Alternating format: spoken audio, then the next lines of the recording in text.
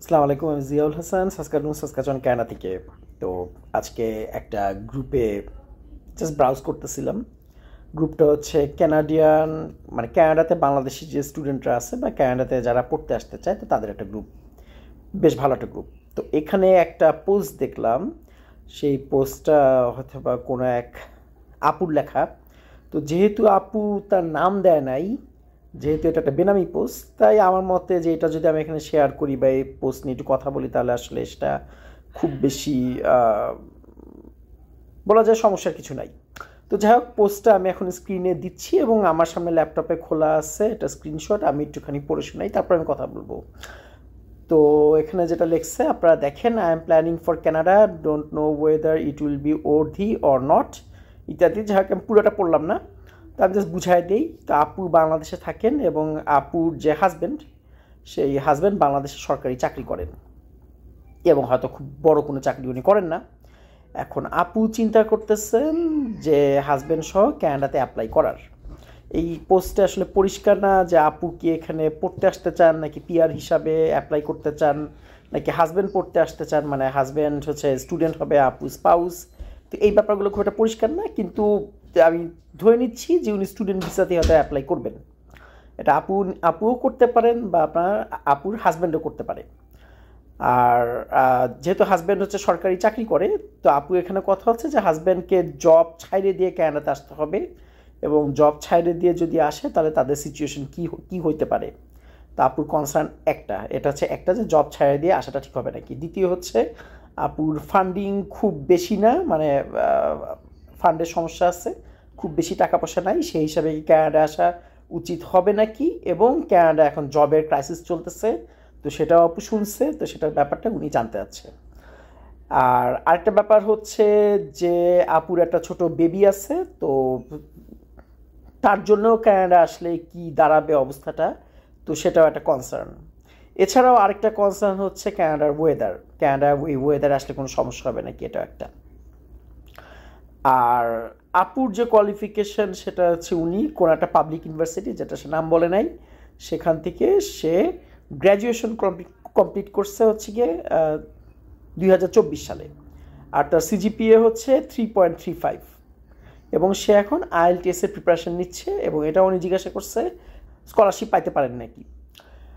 তো এই হচ্ছে কি মোটামুটি পোস্টটা, মোটামুটি বড় একটা পোস্ট। এবং এখন এই পোস্টের নিয়ে আমি কমেন্ট করবো। ও আচ্ছা, এছাড়াও আরেকটা ছোট একটা আপুর একটা কনসার্ন আছে, যে সেটাতে হচ্ছে যে ভিসা পাওয়ার চান্স কীরকম, ভিসা রিজেকশনের হার কেমন, এবং ওনার হাজব্যান্ড যদি ক্যানাডায় আসে, মানে হাজব্যান্ড এবং উনি যদি ক্যানাডায় আসে, তো জব টবের চান্স কীরকম।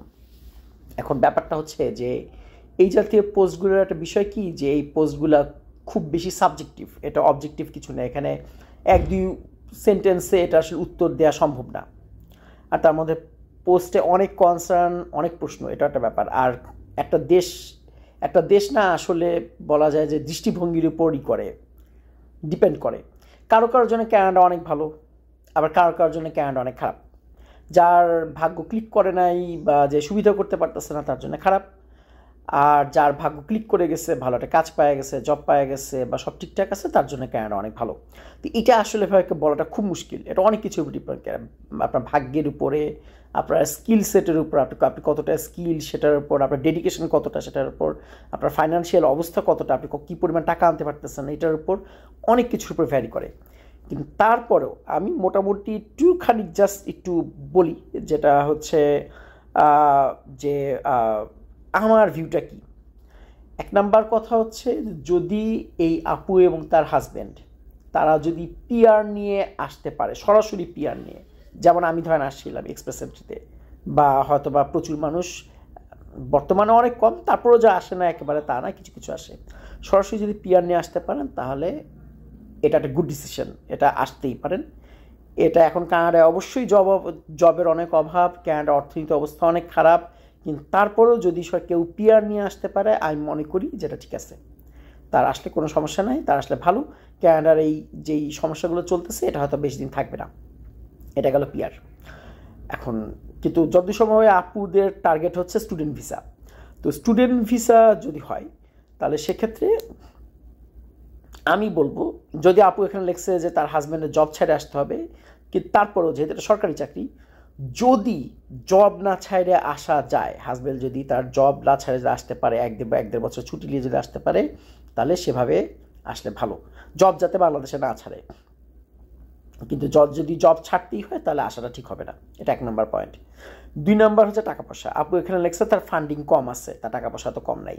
যদি ফান্ড কম থাকে তাহলেও আসাটা ঠিক হবে না। এখন ব্যাপারটা হচ্ছে তাহলে কীভাবে বোঝা যাবে যে কী পরিমাণ ফান্ড থাকলে আসবে, কী পরিমাণ ফান্ড থাকলে আসবে?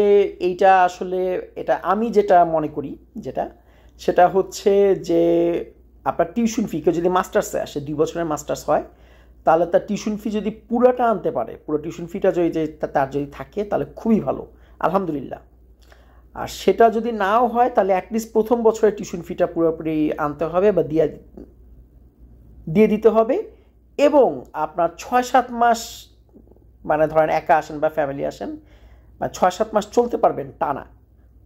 6-7 মাস কানাডা থেকে 1 পয়সা ইনকাম না হলে চলতে পারবেন, অ্যাটলিস্ট 6 মাস, বেশি হলে ভালো, যত বেশি হয় তত ভালো। তো এই পরিমাণে টাকা আনা লাগবে মোটামুটি। তার মানে বলতেছি, যদি এই আপুর ফ্যামিলি, যেহেতু আপনার 3 জনের ফ্যামিলি, হাজব্যান্ড ওয়াইফ একটা বাচ্চা, তো তাদের একটা ধরেন 1 বেডরুমের বাসা তো একটা লাগবেই, এবং তাদের ধরেন খাবার খরচটাও একটু বেশি হবে, ফোনের খরচ বেশি হবে।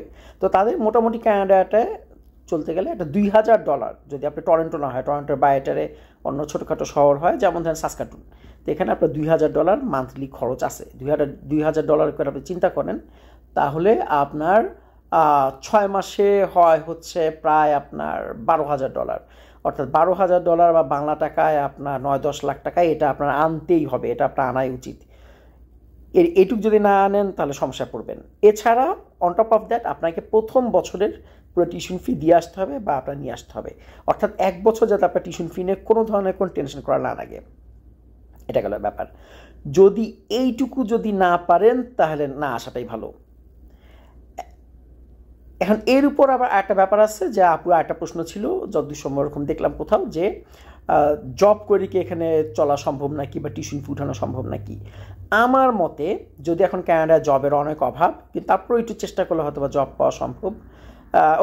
এখানে একটা ব্যাপার বলে রাখতে হবে যে দূরের শহরগুলোতে গেলে ভালো, ছোট প্রভিন্সগুলা, ছোট শহরে গেলে ভালো, বড় শহরে আরও বেশি টাফ। মানে বড় শহরে মানুষ অনেক বেশি, যেমন ধরেন টরন্টোতে অনেক বেশি মানুষ, ওর তুলনায় জব অনেক বেশি কম। সাসকাচুয়ানের অবস্থা মানে কিছুটা ভালো, সাসকাচুয়ান এখনও চাইলে মাইরে পিটায় হয়তো কিছু জব বার করা সম্ভব। তো মানে সাসকাচুয়ান শহর না, আমি সাসকাচুয়ানের শহরগুলোর কথা বলতেছি, মানে সাসকাটুন, রেজিনা, এগুলোর কথা বলতেছি। কিন্তু এখানে ব্যাপার হচ্ছে, যদি হাজব্যান্ড ওয়াইফ 2 জন জব করে, ধরেন স্টুডেন্ট ভিসায় আসছে, একজন হচ্ছে স্টুডেন্ট, ওয়াইফ হচ্ছে স্টুডেন্ট, হাজব্যান্ড হচ্ছে গিয়ে আপনার জব করবে। তো ওয়াইফ আর হাজব্যান্ড আসছে, এখন ওয়াইফ পড়াশোনা করতেছে প্লাস একটা জব করতেছে।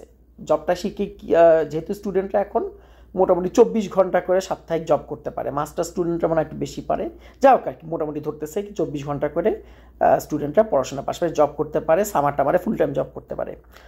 আর যে স্পাউস সারা বছরই ফুল টাইম জব করতে পারে। সো 2 জন যদি কাজ করতে পারে, তাহলে এটা এখনও কানাডাতে সম্ভব যে আপনি টিউশন ফি পে করে মোটামুটি একটা ফ্যামিলি চলতে পারবে, মানে 2 জন যদি ইনকাম করে, এক নাগারে যদি ইনকাম করে।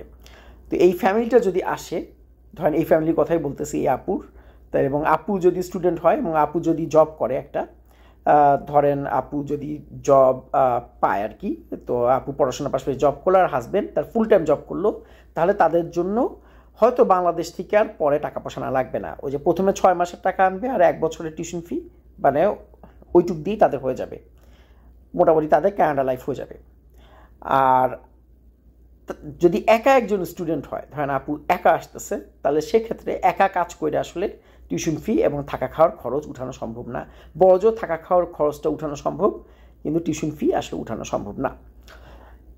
তো সেই হিসাবে আপুদের যদি ওই পরিমাণ টাকা না থাকে, তাহলে আসলে আসা ঠিক না। আর একটা ব্যাপার হচ্ছে, আপু জিজ্ঞাসা করছে বেবি গার্ল আছে, এইটা একটা বড় ফ্যাক্টর। এখন আপু আর এই হাজব্যান্ড যদি কানাডাতে আসে, তো আপুর একটা ছোট বাচ্চা আছে।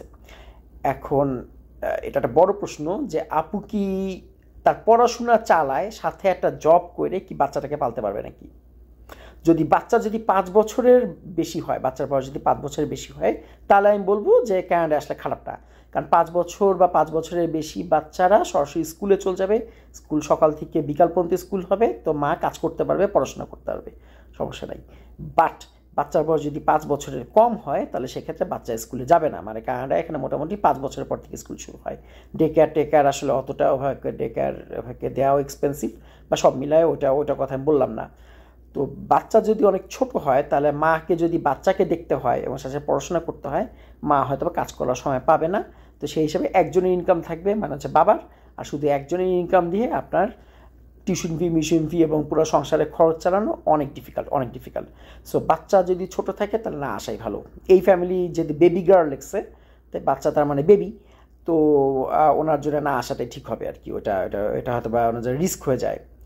এখন উনি একটা যেটা লেখছে যে পিআরের ব্যাপারটা কি, পিআর কি পাবে নাকি, ওনাদের আসল টার্গেট তো পিআর, আসলে সবারই টার্গেট পিআর।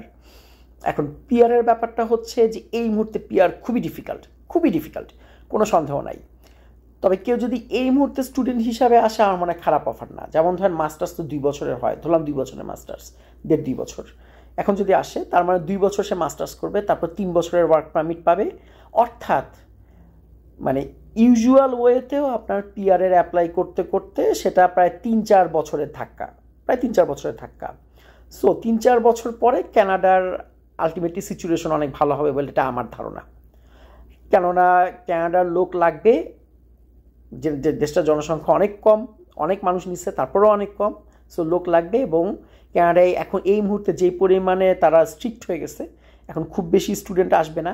সো যারাই আসবে, যেই সামান্য সংখ্যক স্টুডেন্ট আসবে, ওরা যদি লাগে থাকতে পারে এবং যদি শেষ করতে পারে এবং ওয়ার্ক পারমিট পায়, ওদের ফিউচার ভালো বলে আমার ধারণা। আমার ভুল হইতে পারে, তবে আমার অ্যানালিসিস তাই বলে। এছাড়া আর টুকটাক কিছু খুচরা জিনিস আছে, যেমন ধরেন আপনার আপু জিজ্ঞাসা করছে যে স্কলারশিপ পাইতে পারবে নাকি, বা এখানকার ওয়েদার নিয়ে কী অবস্থা। তো ওয়েদার এটা একটা কোনো কনসার্নের ব্যাপারই না। আসলে আমি কাউকে দেখিনি, মানে সাসকাচুয়ান, আমি যেখানে থাকি, সাসকাচুয়ান যেহেতু খারাপ ওয়েদারের জন্য বিখ্যাত, কিন্তু তারপরে আমি দেখিনি যে কোনো বাংলাদেশির ওয়েদার নিয়ে কোনো সমস্যা হয়েছে। আলটিমেটলি একটু বাইরে গেলে ঠান্ডা লাগে বা একটু জ্যাকেট পরতে হয়, এই আর কি। এই ওয়েদার আসলে খুব একটা বিগ ডিল না, এ হচ্ছে ব্যাপার। কারণ ওয়েদারের জন্য কানাডা থাকতে পারে নাই সেরকম আমার চোখে পড়ে নাই। আর একটা হচ্ছে যে স্কলারশিপের ব্যাপারটা আসলে ভ্যারি করে, মানে স্কলারশিপের ব্যাপারটা খুব সাবজেক্টিভ। ওনার হচ্ছে গ্রেড 3.35, যেটা খুব ভালো গ্রেড না, কিন্তু খালি গ্রেড দিয়ে আপনি এখানে স্কলারশিপ পাইতে পারবেন না। আপনার এখানে স্কলারশিপ পাওয়ার জন্য এটা খালি একাডেমিক আপনার রেজাল্ট ভালো বা গ্রেড কি, ওটাতে হবে না। আপনার এক্সট্রা কারিকুলাম অ্যাক্টিভিটি বা আপনি কোনো জব করছেন নাকি, এগুলো অনেক কিছু ভ্যারি করবে, এগুলো অনেক ডিপেন্ড করবে। জেনারেলি বলা যায়, আমি জেনারেলি বলতেছি, কানাডায় স্কলারশিপ অনেক কম, আমেরিকাতে অনেক বেশি, কানাডায় সব স্কলারশিপ অনেক কম দেয়। তারপরেও যেগুলো আপনার আছে, সেগুলোর জন্য আপনার আসলে ওই টাইপের কিছু জব এক্সপিরিয়েন্স, কিছু ধরেন জার্নাল আর্টিকেল আপনার পাবলিশড হয়েছে, কিছু এক্সট্রা কারিকুলাম অ্যাক্টিভিটি, এগুলো লাগবে। মানে আপনার প্রোফাইলটা ভারী থাকতে হবে। হয়তো বা এই 3.35 দিয়ে হয়তো আসা সম্ভব হইতে পারে, বাট ওই জিনিসগুলো থাকা লাগবে। সো ওই জিনিসগুলো না আছে নাকি, আমার আছে নাকি যাই না, আমার ধারণা নাই, কারণ উনি খুব একটা সময়ই পায় নাই, যেহেতু জাস্ট গত বছর ওনার গ্র্যাজুয়েশন শেষ হচ্ছে। তো যাই হোক, এই ফ্যামিলিটার জন্য আমার সাজেশন হবে যে ওনাদের না আসাটাই হয়তো ভালো হবে, ওনাদের জন্য আসাটা হয়তো বা এটা অর্ধি হবে না আর কি। তো আজকে এই পর্যন্ত, আল্লাহ হাফেজ।